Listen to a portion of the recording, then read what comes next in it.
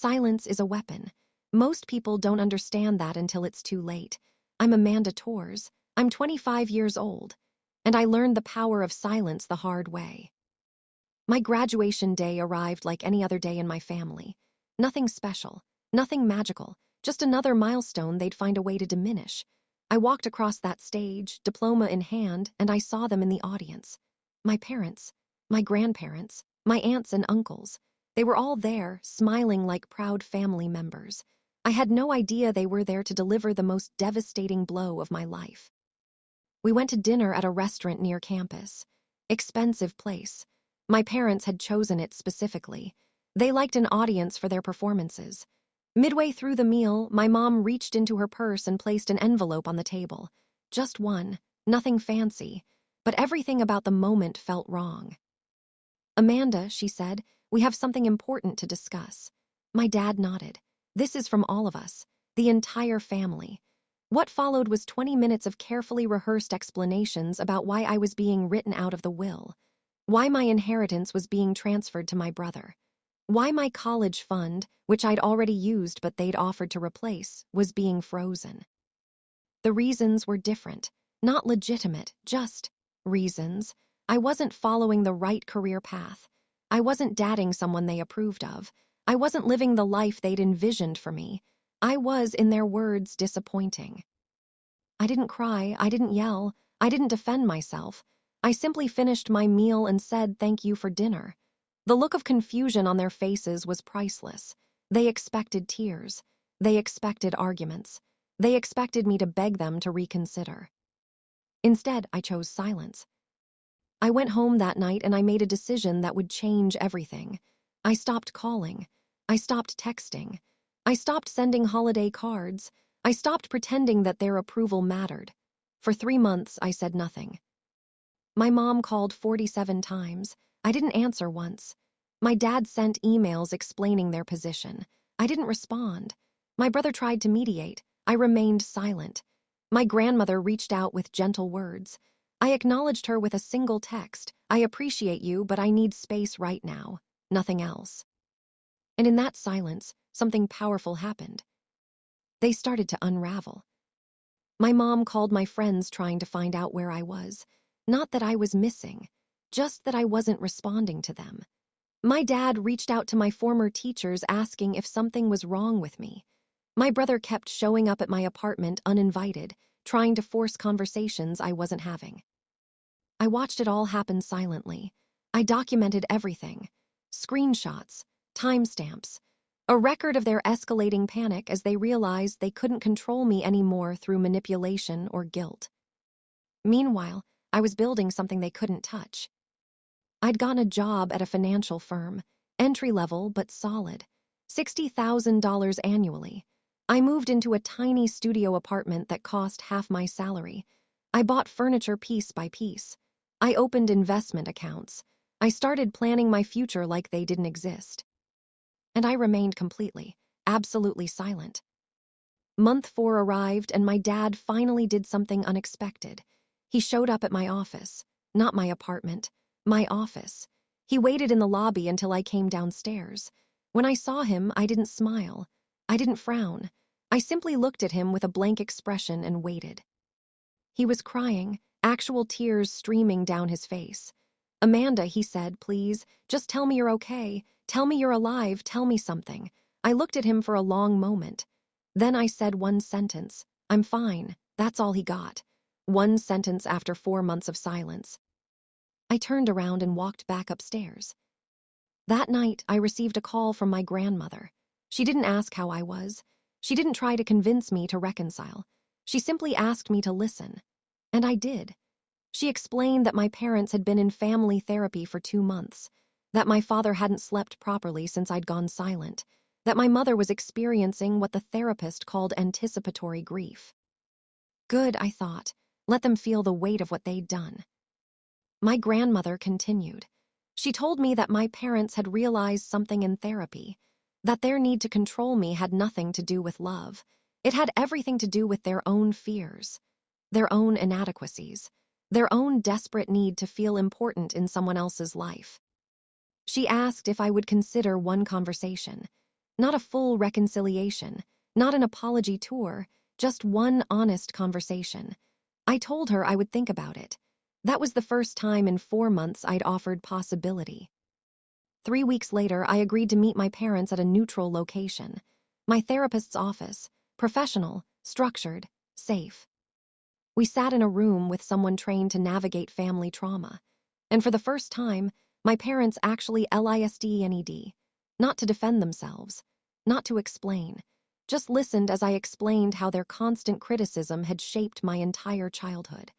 How I'd learned to hide my achievements because I was terrified of their judgment. How I'd made career choices based on their expectations, not my own dreams. My mom broke down, not theatrical, not performative, genuine. She finally understood that her need to mold me into her image had cost her a relationship with her daughter. My dad sat quietly, absorbing every word like it was oxygen he'd been denied. When they tried to explain their reasoning, the therapist stopped them. "This session isn't about justification," she said. "It's about accountability. Are you willing to take responsibility for the harm you've caused without expecting forgiveness in return?" My parents said yes, and I believed them because they understood that silence had consequences. Over the next 6 months, I watched them slowly change. Not perfectly, not immediately, but genuinely. They attended therapy consistently. They stopped trying to control my life choices. They asked about my opinions instead of declaring their own. They listened when I spoke. Slowly, I began to respond to their calls again, not with enthusiasm, with measured responses. I accepted one dinner invitation, then another. Not happy family gatherings, professional interactions with boundaries. A year after the disownment letter, my parents invited me to their house. When I arrived, I found them waiting with their own letter. This one was handwritten. In it, they'd written out every way they'd failed me, every moment they'd prioritized control over love, every decision they'd made that had harmed rather than helped. At the end, they asked if I could ever forgive them. They understood if I couldn't. They understood if our relationship would never be what it was. They just wanted me to know that they finally saw me, really saw me, not as an extension of themselves, but as a person worthy of respect. I stood there holding that letter for a long time, and I realized something crucial. My silence hadn't been about punishment. It had been about setting boundaries. It had forced them to face a world where I didn't exist for their benefit. And that experience had changed them more profoundly than any argument ever could have. I looked at them and I spoke for the first time in many months with genuine emotion. I said, "I forgive you, but trust needs to be rebuilt. Slowly, carefully, and if you ever try to control me again, I will go silent again, and next time it might be permanent." They nodded. They understood, because they'd already experienced the power of my silence. It's been 3 years now. My parents and I have a relationship, but it's different. It's healthier. It's based on mutual respect rather than obligation. I'm their daughter, but I'm not their possession. I've been promoted twice at my job. I'm making $95,000. I've started saving for a house. I've accomplished everything they said I couldn't do. And I did it in silence while they watched. My brother finally reached out to me last month. He apologized for not standing up to our parents when they disowned me. He admitted that watching my silent stance had made him reconsider his own relationship with them. He's now setting boundaries of his own. He's building his own life. He's learning that silence can be contagious in the best way possible. My grandparents updated their will to acknowledge how I've handled this situation with grace and strength. They left me a significant inheritance, not because they pitied me, because they respected me. They saw someone who didn't need to fight, someone who didn't need to scream, someone who simply walked away and built something beautiful anyway. Here's what I learned about silence that nobody talks about. Silence is terrifying to people who need constant validation. Silence is devastating to people who thrive on drama. Silence is powerful to people who use it as a tool rather than a symptom. When you stop trying to convince people of your worth, when you stop explaining yourself, when you stop defending your choices, something shifts. They finally have to confront who they are without your energy fueling their behavior. They have to feel the weight of their actions. They have to sit with the loneliness of pushing away someone they love. And most importantly, they have to watch you succeed without them. That's the real victory, not their apology, not their changed behavior. Watching them realize they almost lost you completely. If your family ever dismissed your achievements, comment 1. If you've used silence as a boundary-setting tool, comment 2.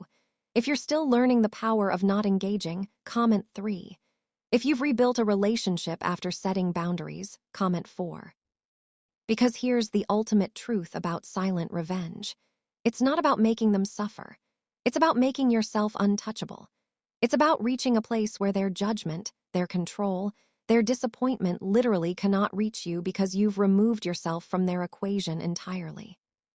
Silence doesn't solve everything, but it clarifies everything. It shows you who actually cares. It shows you who is only invested in controlling you. It shows you who's willing to change. And it shows you who needs to stay silent forever. The greatest power you possess is your presence. And sometimes, taking it away teaches more than any words ever could. This is silent revenge, where we understand that the most devastating response is no response at all.